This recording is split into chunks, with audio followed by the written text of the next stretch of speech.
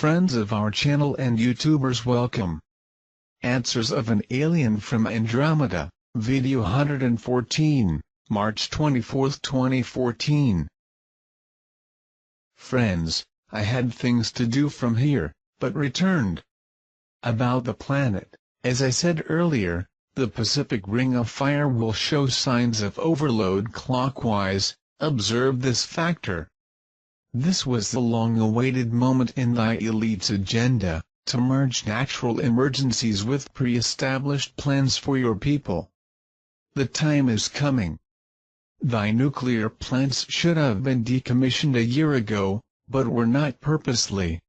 Several accidents may happen or be forged to cause turmoil in populations. As some of you may know, I had instructions not to disclose information about localized events, as this could cause some kind of social reaction, and we have no license to act as prophets. But many of you have the ability to understand a few things between the lines of our conversations, and take your conclusions. Yes, the final moments of testing viability of your societies are coming up quickly.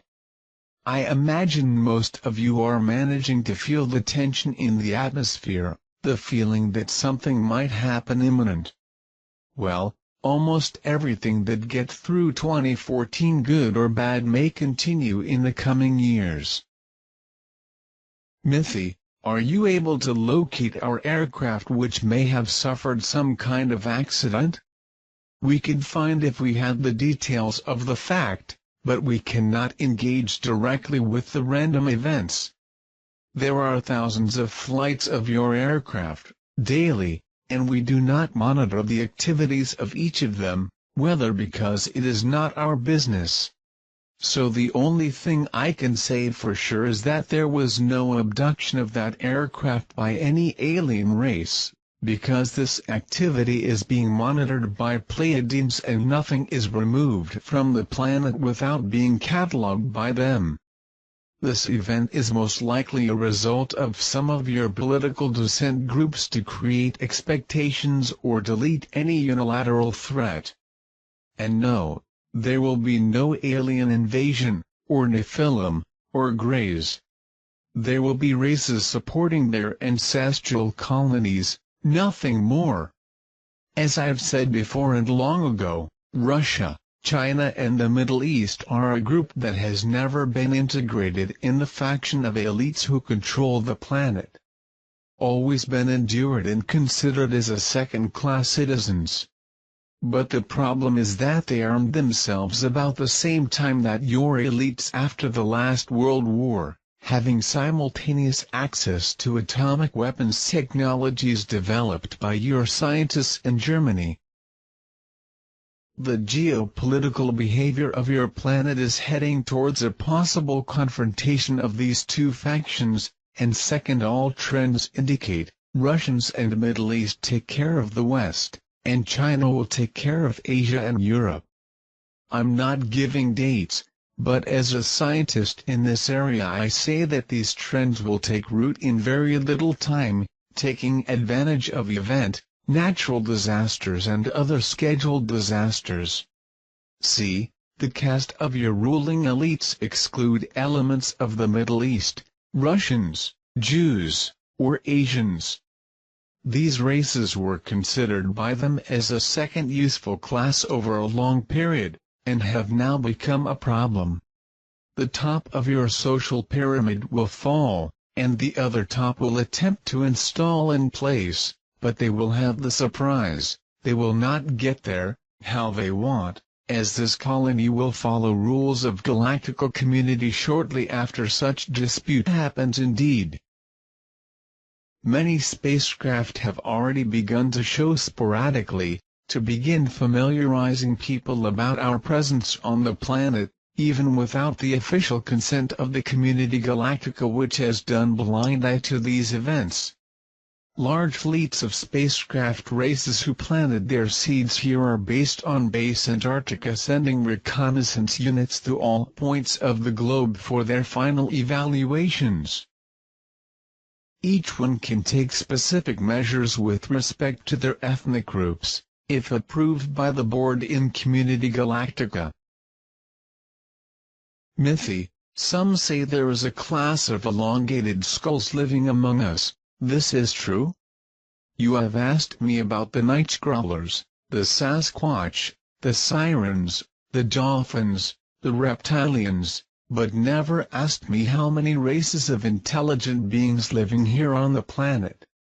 I guess I always waited for that question never asked.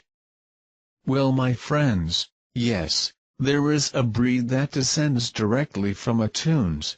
There are more than 40,000 years maintained colonies here on the planet. They were a team that decided to stay in the withdrawal of the colonies administered by Atoons. They wanted to enable the race here, and they all were originally volunteers. As such, they were here without any of the original technologies, to start from scratch, and just happened to not have work, but not sure if they will continue on the planet in this new stage of the colony. They were almost extinct several times when the planet passed by global cataclysms, and they were persecuted by various cultures of these wild times for being different. They are very intelligent, but lack the practicality of implementing solutions like ordinary humanoids. For their skills, since the days of Atlantis, they were revered as priests, those who had the words of heaven, and they were responsible for the scientific and astrological development of newer people like Incas, Aztecs, Mayans, Egyptians, and currently work with the orders that descend these varieties and still reign on the planet. During those thousands of years being born on a planet at 0 level, they regressed from level 3 to level 1, and were the first to notice the change in level of the planet. They are inhabitants of the planet Earth as you who were also brought here. They are another race, with other DNA, very intelligent, but as they are not practical for survival alone, they join with the elite since the time of the last global cataclysm in Egypt and are kept in subterranean colonies and in some very specific places well insulated from other societies, working in exchange for those of intelligent services. They served and serve as ceremonial contacts between various races of Greys, and other alien races from early times of colonization of Atlantis until the present day, talking telepathically with them without problems. Therefore they gained acceptance and unrestricted protection of the dominant elites. Many of them worked with scientists reptilians when they were still here, and many are now living in the colony on Mars too. See, they are not bad. They are simply dependent. They have very little breeding, and so the race did not get a great development on the planet, being in the range of approximately 10,000 individuals currently. Do not care too much about them, because if the elites fall, they may fall along too. Even if they survive, they are not fighters, are thinkers, will not pose any threat.